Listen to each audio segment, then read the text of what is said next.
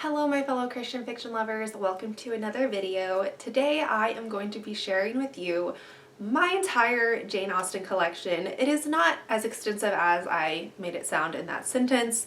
I have all of her books from the same collection, and then I have a couple more odds and ends special editions that I want to share with you. Like the basic reader that I am, I adore Jane Austen. I think her works are amazing. Probably my favorite book of all time is Emma.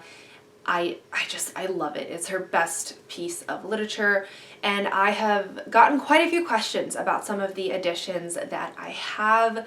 One copy in particular, which I will show at the start. You guys just need to know everything about it. So this is going to be more of a informational video and less so of me talking about the books and my thoughts on them. I might just tell you if I liked it or not, but that's it. This is where you can get all your information on my Jane Austen collection if you want these editions for yourself. First, we're going to talk about my famous Emma edition that literally every single time I talk about this book, people are like, where'd you get that from?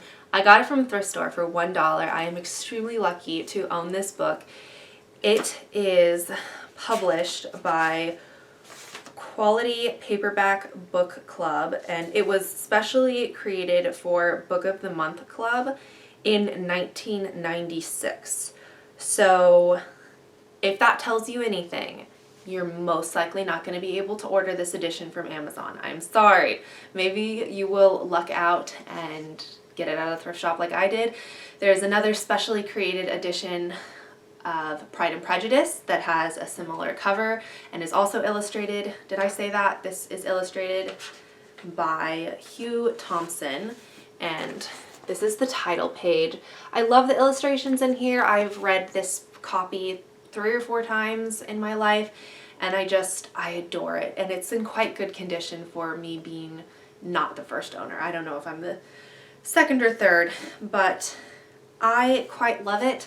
I'm sorry to say you probably can't get it as easily as I did, and I'm never letting go of this book ever now that I know how not valuable, but just how special it is. Alright, next I'm going to share a few facts about my Vintage Classics collection of all 6 of her published works. I know there are some unfinished works that were published after her death. Obviously, she just didn't finish in her lifetime. I have not read or own any of those.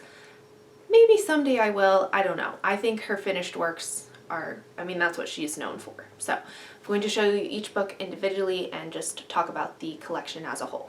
Okay, so each book has a special pattern on the front, and then in the center is like a circle that has the title, authored by Jane Austen, and then there is a different introduction for each novel by someone different.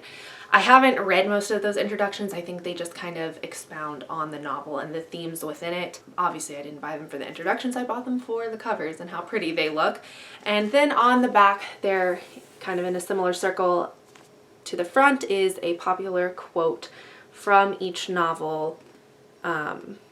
Yeah, I'd say that's probably the most popular quote from Pride and Prejudice right there. And then on the inside, there's like a flap. I don't know what these flaps are called, but on the flap is a quick description of like the story. What's that called? Yeah, I guess it's just a description.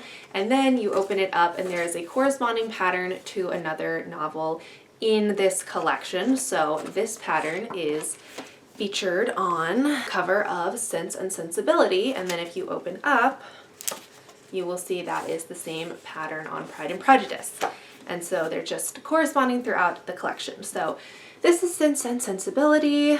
I love it. This is the edition of Sense and Sensibility that I read. My sister also read it too. As you can see, there's little wear and tear. I will say that this collection is fragile. The spines on these would break easily if I just put a little more pressure. That spine would break. The corners fade very easily, especially on this copy. Like Sense and Sensibility is a fragile baby in this collection. And then this is Mansfield Park. I love this one. I read it at the beginning of the year. There's the quote. and the inside cover. And this one corresponds to Persuasion, which happens to be the only Jane Austen novel I have never read. Persuasion is on my current TBR. I do plan to get to it within the year, but here we have that one. And then on the inside, I don't know if you guys want to see the inside. I just think it's so cool, and I love how the collection connects itself. And then we have Northanger Abbey, which I read last year. I think the trees on it are so interesting, and just it's a neat touch. And I'm not entirely sure who decided to go with kind of a pine foresty feel. I mean, I'm not mad about it. The book has nothing to do with a forest though. So there's that. And then the inside, and then finally Emma. And I just find it somewhat ironic. I had to buy Emma used. I could not find it brand new for anything less than $20, and I wasn't going to pay that much. And it's like the most worn copy in this collection that I own, and I just find that ironic because like it's the most loved Jane Austen book, that, like, in my opinion. So anyway, I don't know if that makes sense, but here we go. There's that, and quote on the back, and the inside cover.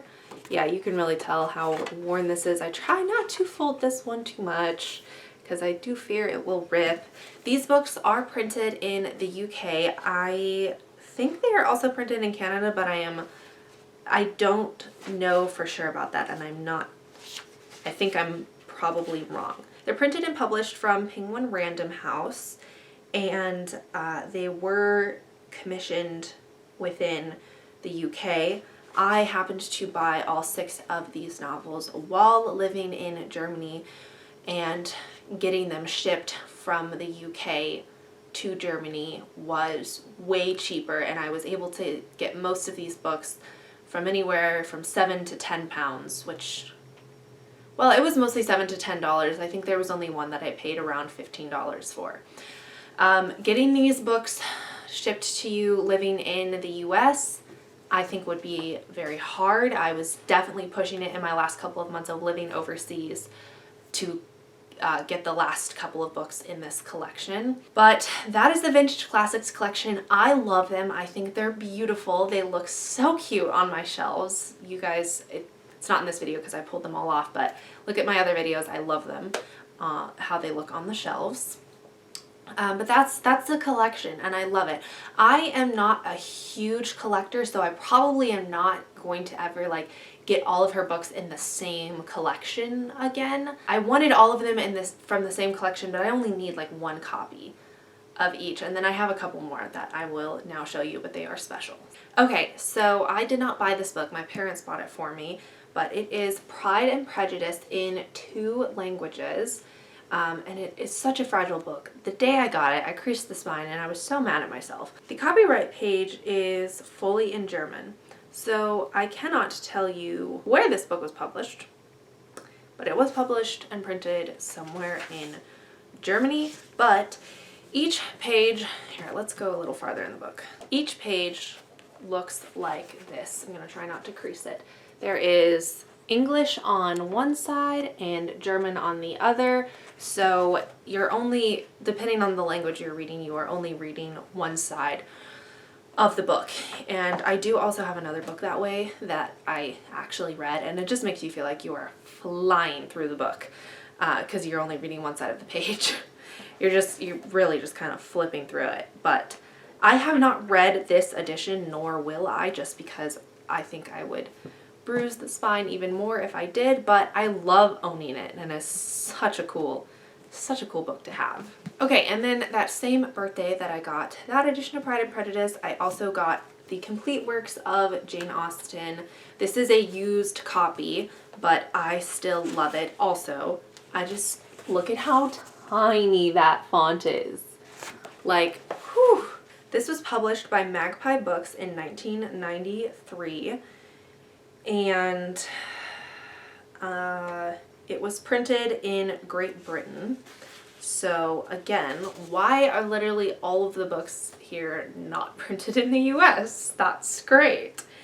And then it has all 6 of her novels in order of publication in it, and I love it. This is what the cover looks like and everything.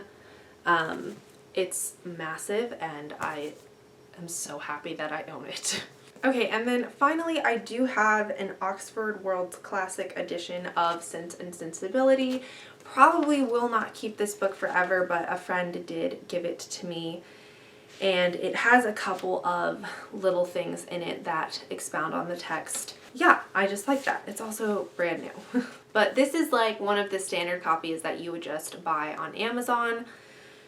So I don't think it would be that hard to get. But yeah, that is what it looks like.